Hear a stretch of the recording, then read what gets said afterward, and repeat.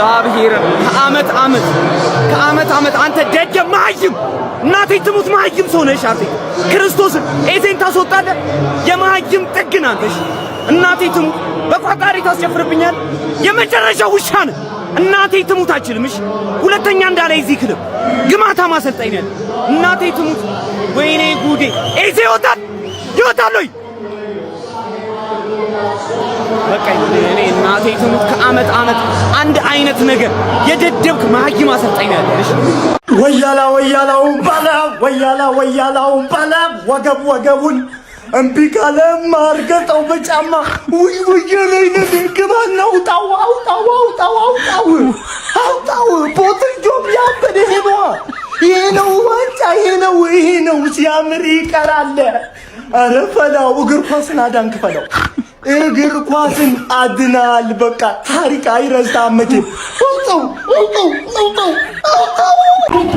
ኳስን አንዳንዴ እድል ያስፈልጋል ሸዳር እንደምሻሸነፍ ምን አይነት ጠማማ እድል ነው ዛሬ ገኝተናል አራኔ ካፍቶኛል አቻ ይገባን ነበር ጀማል ይሙት ቢያንስ አቻ መውጣት ነበረብን ይሄን ሲዝን ሙሉ ይሄንን አርሰናል አይተነው አናቅም ነበር እንደዚህ ተጫውተን አናቅም ነበር ግን ተሸነፍንና አይ ቲንክ ሲዝኑ እዚህ ጋር በቃ ይመስለኛል ዋንጫ ተስፋ ያለን አይመስለኝም እኩል ነው ነጥብ ምን ሆኖ ተቃሪ ጨዋታቸውን ካሸነፉ ሲቲ ሊጥል ይችላል ምናምን ነገር ግን በቃ ማሸነፍ ነበረብን ይሄን ጨዋታ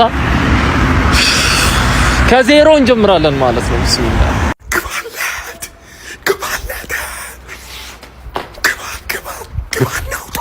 ግባናውጣው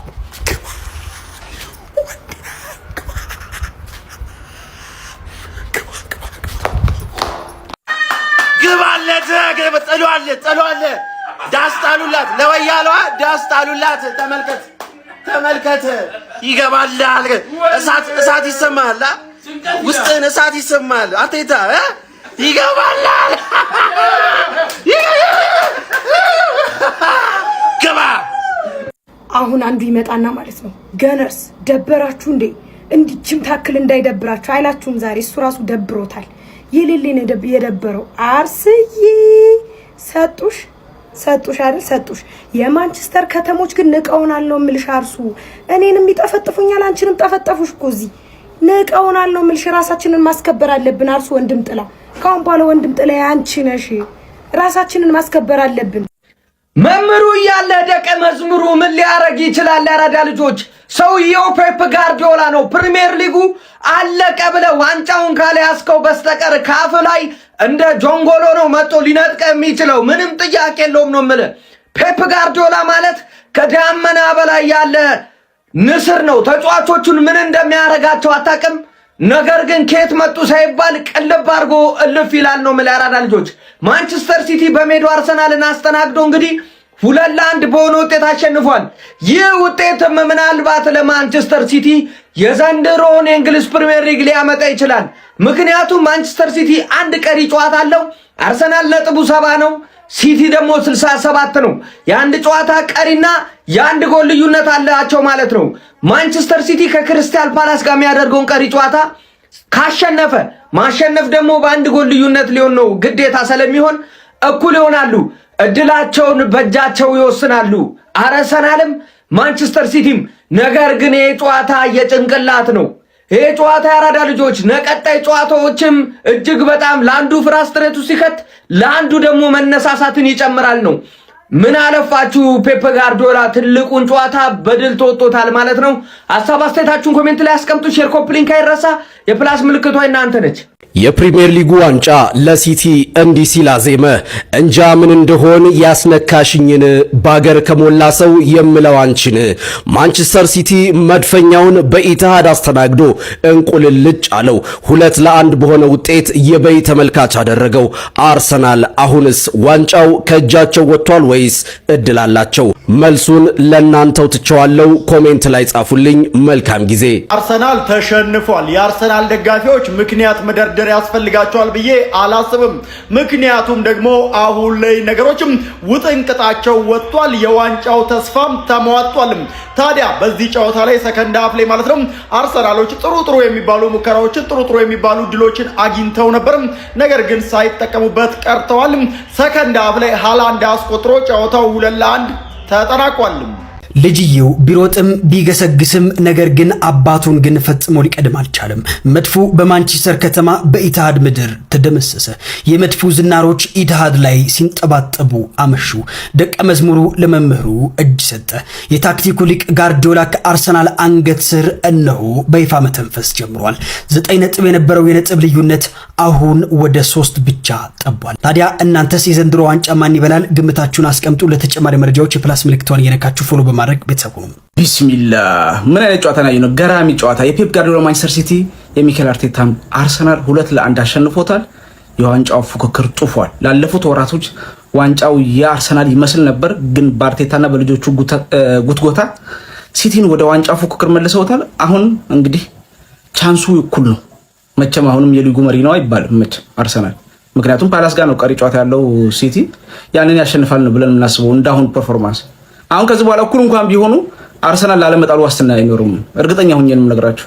ሲቲም ሊጥል ይችላል፣ ግን አርሰናልም ሊጥል ይችላል። ይሄን ፊልም በተደጋጋሚ አይተነዋል። በተደጋጋሚ ዛሬ ምን አርሰናል በቃ አይታችሁታል። እንግዲህ ምንም ማድረግ አይችልም። ከዚህ በላይ 7 ደቂቃ ሲጨመር ነው ሰዓት የሆኑት አይታችኋል። ያ አርቴታ ሲለው የነበረው ሰዓት 7 ደቂቃ ሲጨመር ለአቻ እንሂድም ሲል ነበር፣ ግን ለአቻ ይመስል ነበር። ሰዓት በረኛው ምናምን ኳስ ሲገኝ ይገል ነበር። እነዚህ እኮ ብዙ ምን ማድረግ እንዳለባቸው የሚችሉ አሰልጣኞች ተጫዋቾች አላቸው። ሲቲዎች የዓለማችን ምርጥ አሰልጣኝ፣ የዓለማችን ምርጥ አማካኝ፣ የዓለማችን ምርጥ አጥቂ ያላቸው። አንድ ኳስ አግኝቶ አንዱን ኳስ በቃ ጎል አስቆጥሮ ሊወጡ ይችላሉ። እዛ እኮ 10 ቢገኝ ቀኑን ሙሉ ቢጫወቱ ጎል አስቆጥሩ እና ሀበርት ናቸው ያሉት። ያችንን በአንዷ ያገባችሁ በድል ነው። እዚህ እኮ በርናንዶ ነው ያሉት እኮ። ቡድኑ እንዴት እንደሚመሩት አላያችሁ? እና አሁንም ከዚህ በኋላ ከባድ ነው ብዬ አስባለሁ። ምክንያቱም ይሄን ፊልም በተደጋጋሚ አይተናል። ሲቲዎች ግን ጣፋጭ 3 ነጥብ ነው ዛሬ ወሰዱት። ጣፋጭ 3 ነጥብ ብቻ አይደለም 6 ነጥብ ነው ብዬ የማስበው። ለማንኛውም ጨዋታው ማራኪ ነበር። እስቲ በጨዋታው ላይ የተሰማችሁን ኮሜንት ላይ አስቀምጡ። ቪዲዮ ከተመቻችሁ ኮፒ ሊንክ፣ ሪፖስት፣ ላይክ ማድረግ እንዳይረሳ። ቴንክ ዩ። ባለፉት ቅርብ ዓመታት አርሰናልን የፕሪሚየር ሊጉን ዋንጫ ያሳካል ብዬ በዚህ ልክ ኮንፊደንት የሆንኩበት ጊዜ ስለመኖሩ እጠራጠራለሁ ጋይስ። ነገር ግን በዋንጫ ፉክክሩ ላይ አሁንም ከኤፕሪል በኋላ መግደርደሩን ቀጥሎ ለማንቸስተር ሲቲ ካልበላህ እያሉ ነው የሚገኘው። ኢታር ላይ በተከናወነ 33ኛ ሳምንት እንግሊዝ ፕሪሚየር ሊግ መርሃ ግብር ማንቸስተር ሲቲ አርሰናል 2-1 በማሸነፍ ጣፋጭ የሚባል ድል በማስመዝገብ እንግዲህ ከአርሰናል ጋር ያለውን የነጥብ ልዩነት ወደ 3 በማጥበብ 67 ነጥብ በመያዝ ሁለተኛ ደረጃ ላይ መቀመጥ ችሏል። ቀሪ ጨዋታው ማሸነፍ የሚችል ከሆነ ደግሞ በነጥብ እኩል ሆነው በጎል ክፍያ ነው የሚለያዩት። ስለዚህ ሁለቱም ቡድኖች ዋንጫውን የሚወስኑት በራሳቸው ይሆናል ማለት ነው። አርሰናል ወርቃማ ድሉን ነው አሳልፈው ለማንቸስተር ሲቲ ሰጠው ማለት ይቻላል። በዚህ ጨዋታ ላይ ለሲቲ ራያን ቸርኪ 16ኛው ደቂቃ ላይ በጣም በግሩም ሁኔታ ጎል አስቆጥሮ ቀዳይ ማድረግ ችሎ ነበር። ከሃቨርትዝ ከዛ በሁለት ደቂቃዎች ልዩነት 18ኛው ደቂቃ ላይ ከፕሬሲንግ ዶናርማ የተሳሳተውን ስህተት በመጠቀም አቻ ማድረግ ቻለ። ከሁለተኛው አጋማሽ በኋላ ሲቲ ብልጫውን መልሶ በመውሰድ በኤርሊንግ ሃላንድ አማካይነት 65ኛው ደቂቃ ላይ ጎል በማስቆጠር ጨዋታው በዛው በመጠናቀቅ 2-1 በሲቲ አሸናፊነት አልቋል ማለት ነው። አርሰናሎች በዚህ ጨዋታ ላይ ደፋር ነበሩ፣ ነገር ግን ዋጋ እንደከፈሉ ተመልክተናቸው ነበረ። ሚኬል አርቴታ ሰከንድ ሃፍ ላይ ለምን ሞስኬራ እንደታገሰው ግራን ያጋባኝ ቢጫ ካርድ ተመልክቷል። ሙሉ ጨዋታ ላይ በዶኩ የ1-1 ብልጫዎች ተወስዱበት ነበረ። ሰከንድ ሃፍ ላይም እንግዲህ የሃላንድ ጎል ሲቆጠር በዛ መንገድ ነበር የተቆጠረው፣ ብልጫውን ተወስዱበት ነበረ። ካርድም ስለተመለከተ ፍራቻ ነበር እግሮቹን ለመሰንዘር ማለት ነው።